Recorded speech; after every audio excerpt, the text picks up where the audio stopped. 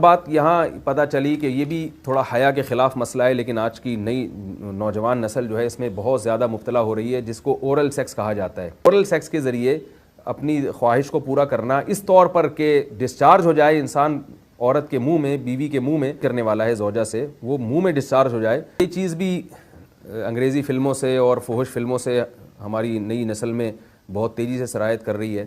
بیوی کے منہ میں نفس ڈالنا ہو، ڈسچارج ہونا، یہ کیسا ہے؟ یہ سب کرنا جائز ہے؟ تو آج ہمیں بتائیں گے مفتی طارق رسول صاحب اس بیان میں۔ ویڈیو آپ نے اسکپ نہیں کرنی ہے، تک لینی ہے۔ تو ویڈیو میں آگے بڑھنے سے پہلے اگر آپ میرے چینل پہ نہیں ہے تو چینل کو جلدی سے سبسکرائب کریں، لائک کریں، شیئر کریں۔ چلو یہ چلتے ہیں ویڈیو کی طرف۔ ایک اور بات یہاں پتہ چلی کہ یہ بھی تھوڑا حیا کے خلاف مسئلہ ہے، لیکن آج کی نئی نوجوان نسل جو ہے اس میں بہت زیادہ مبتلا ہو رہی ہے، جس کو اورل سیکس کہا جاتا ہے۔ اور میں نے جیسے عرض کیا کہ شرعی مسائل میں چاہیے اور اس کو بیان کرنا یہ ہماری ذمہ داری ہے۔ تو یہ چیز بھی انگریزی فلموں سے اور فحش فلموں سے ہماری نئی نسل میں بہت تیزی سے سرایت کر رہی ہے، اور لوگ اس بارے میں علماء سے بہت زیادہ مسائل پوچھتے ہیں، خواتین بھی پوچھتی ہیں جو اس میں مبتلا ہیں۔ تو اس کا بھی مسئلہ یاد رکھیں کہ اللہ تعالیٰ نے حالت حیض میں زوجہ سے ہم بستری کو حرام قرار دیا کیونکہ اس میں گندگی ہے۔ باپ دیکھیں کہ وہ گندگی اس درجے کی نہیں ہے جتنی اورل سیکس میں گندگی ہوتی ہے۔ اگر اس میں ڈسچارج ہو جائے بندہ، انسان جو ہم بستری کرنے والا ہے زوجہ سے، وہ منہ میں ڈسچارج ہو جائے، تو آپ سوچیں کہ اللہ تعالیٰ شرمگاہ کو گندگی سے بچا رہے ہیں، جس کی وجہ سے حیض کی حالت میں ہم بستری کو حرام قرار دیا۔ تو منہ جس سے انسان کھانا کھاتا ہے، جس سے کلمہ پڑھتا ہے، اور جو انسان کے جسم میں سب سے اشرف عضو ہے، سب سے زیادہ معزز اور مکرم عضو ہے، اس میں ایسی گندگی کو ڈالنا کہاں سے جائز ہو سکتا ہے، کہاں سے حلال ہو سکتا ہے؟ تو آج بعض متجدد قسم کے لوگ جو ہے نا اس کو حلال قرار دے رہے ہیں، تو یہ بالکل غلط ہے۔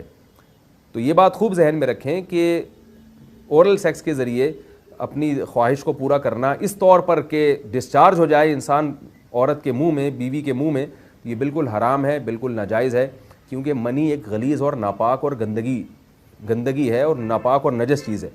بعض حضرات یہ کہتے ہیں کہ منی پاک ہے، مگر یاد رکھیں منی کے پاک ہونے کے دلائل مضبوط نہیں ہیں، منی کے ناپاک ہونے کے دلائل بہت مضبوط ہیں۔ سب سے پہلی دلیل قرآن مجید میں آتا ہے الم نخلقکم من ماء مہین، ہم نے تمہیں غلیظ اور پلید پانی سے پیدا کیا ہے، ذلیل پانی سے پیدا کیا ہے۔ تو اس میں بھی اشارہ ہے کہ منی ناپاک چیز ہے۔ دوسری بات یہ کہ حدیث میں آتا ہے کہ کنت افرک المنی من ثوب رسول اللہ صلی اللہ علیہ وسلم ثم یصلی فیہ۔ حضرت عائشہ رضی اللہ تعالیٰ عنہ فرماتی ہیں کہ رسول اللہ صلی اللہ علیہ وسلم کے کپڑوں پر اگر منی لگی ہوتی تھی، صحیح بخاری کی حدیث سے، میں اس کو کھرچ کے صاف کرتی تھی، پھر آپ صلی اللہ علیہ وسلم اس میں نماز پڑھا کرتے تھے۔ اب بعض حضرات نے یہاں سے استدلال کیا ہے کہ منی اگر ناپاک ہوتی تو حضرت عائشہ اس کو دھوتی، کھرچ کے صاف کرنا اس کی علامت ہے کہ منی پاک ہے، لیکن یہ بات غلط ہے۔ اگر منی پاک ہوتی تو حضرت عائشہ کو کھرچنے کی ضرورت نہیں تھی۔ بات یہ ہے کہ وہ نجاست جس کا ایک باقاعدی جسم ہوتا ہے اور وہ کھرچ کے جسم سے یا کپڑوں سے الگ ہو سکتی ہے، تو اس نجاست کو پاک کرنے کا طریقہ یہ ہے کہ اس کو کھرچ دیا جائے۔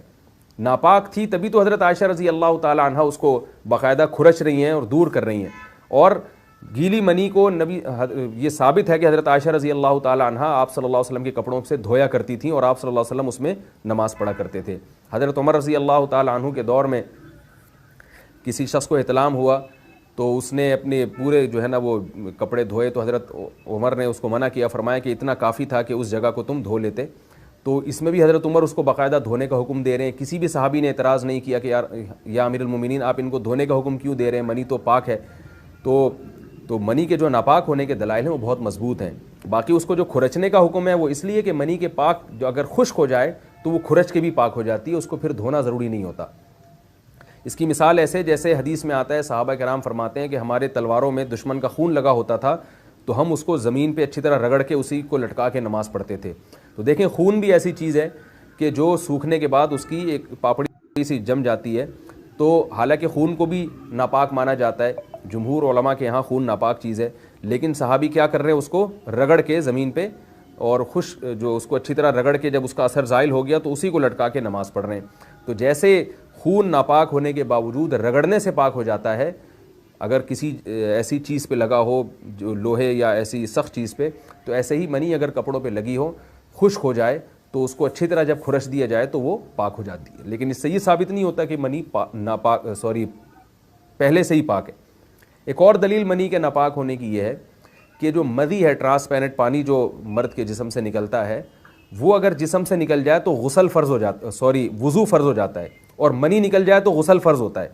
اب یہ کیسی بات ہے کہ مدی کے نکلنے سے جس سے وضو فرض ہو رہا ہے وہ تو ناپاک ہے، اور منی نکلنے سے جب غسل فرض ہو رہا ہے بڑی والی طہارت، تو اس کو ہم پاک قرار دیں۔ تو اس لیے امام ابو حنیفہ رحمہ اللہ تعالیٰ کا مذہب منی کے بارے میں کہ یہ نجاست غلیظہ ہے، اور امام مالک کا بھی یہی مذہب ہے، یہ مذہب بہت دلائل کے لحاظ سے قوی ہے۔ تو اس لیے عورت کے منہ میں ڈسچارج ہونا یہ بالکل حرام ہے، ناجائز ہے، گندگی ہے، اسلام میں اس کی قطعاً اجازت نہیں ہے۔